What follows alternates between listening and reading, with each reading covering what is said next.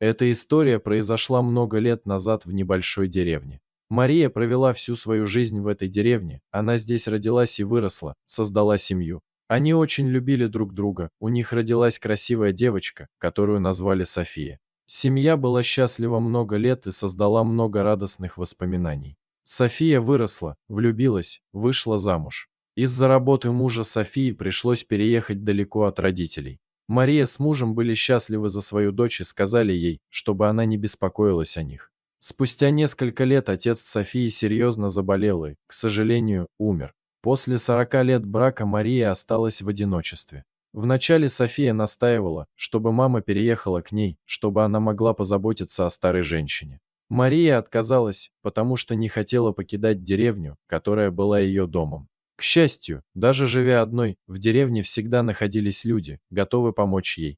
Мария была любимым учителем в местной школе, и один из ее учеников, Дмитрий, часто навещал пожилую женщину, чтобы убедиться, что с ней все в порядке. Если что-то нужно было починить в доме, он с радостью помогал.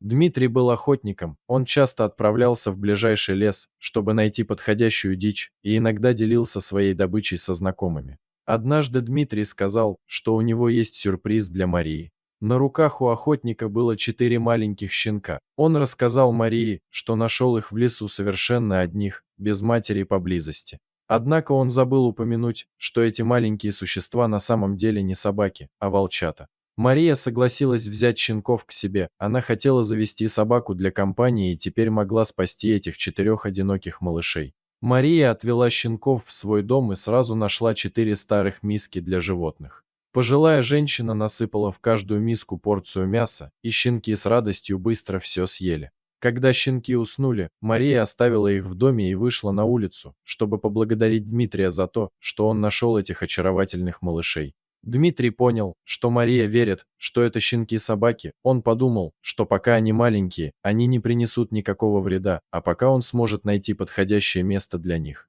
Дмитрий ушел, Мария вернулась в свой дом, где обнаружила, что 4 щенка проснулись и навели полный беспорядок. Все еще переполненная радостью от того, что у нее появилась компания, Мария не рассердилась, она убралась и решила, что пора дать имя каждому щенку. Она решила назвать их Тедди, Подлец, Буря и Баламут. Когда щенки начали подрастать, Мария начала подозревать, что они необычные собаки, потому что они были намного крупнее, их зубы были намного острее. Кроме того, все местные собаки рычали и лаяли на них, когда проходили мимо. Подозрения Марии подтвердились. Однажды местный охотник шел мимо и увидел, как 4 волчонка играют вместе. Он инстинктивно достал свое ружье, но Мария остановила его. Охотник рассказал старой женщине, что 4 щенка, которые у нее есть, не являются собаками, а на самом деле это волки. Мария была потрясена новостью, но она не испугалась. Она полюбила всех своих малышей, они ни разу не проявляли агрессии. 4 волка продолжали жить счастливо в течение следующего года. Волки были преданы Марии и охраняли дом, как собаки. Когда наступила осень и стало холодно, Мария и волки с удовольствием проводили свои дни внутри теплого дома. Однажды в холодную осеннюю ночь послышался стук в дверь. Мария, будучи любопытной, открыла дверь и увидела перед собой 3 незнакомых мужчин, один из них держал в руках оружие, которое сразу направил на женщину. Мужчины угрожали, что если она не отдаст все деньги и ценности, которые у нее есть в доме, он выстрелит.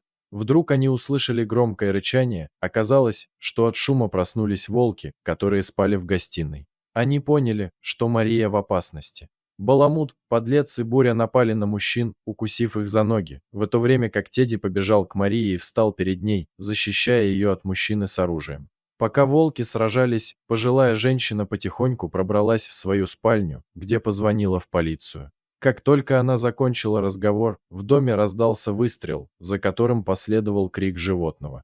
Мария побежала обратно в гостиную, где увидела, что Тедди свернулся на полу с пулевой раной в задней лапе. Один из мужчин успел захватить оружие и ранил бедного животного. Испугавшись звука выстрела, 3 мужчин попытались убежать, но, выйдя из дома, они обнаружили, что их окружила полиция. Преступников быстро арестовали, но Мария не обращала на них внимания, потому что сосредоточилась на том, чтобы помочь Тедди. К счастью, ей удалось помочь волку, рана зажила в течение следующих нескольких недель.